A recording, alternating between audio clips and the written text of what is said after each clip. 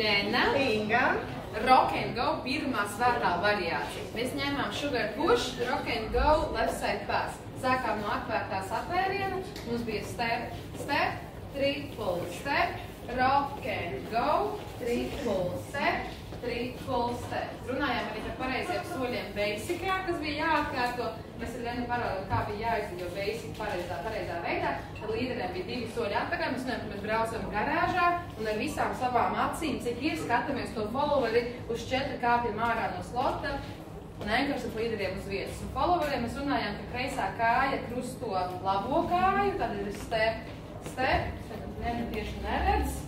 Un uztaisīsim vēlreiz, lai varam redzēt. Triple step, triple step. Tas bija ļoti svarīgi, lai realizētos arī rock and go kombinācijā. Mēs ņēmām arī kustīt tieši šo pašu variāciju no close position. Runājam par to, ka followeri, atļaušos notevi šādā veidā, followeri mēs bišķiņ virzīsim sev no sevis pa kreisi, lai veiksmīgāks sugar push. Jātad vādāt no sākuma labā roka, tad kreisā.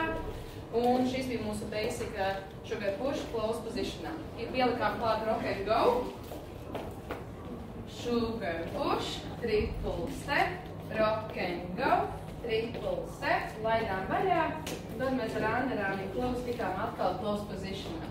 Otra versija, ko mēs ņēmām no close position, bija ar invitation, tā cēlām roku augšā, sugar push, triple step, rock and roka augšā, triple step, un arī šeit izmantojam underarmiem close.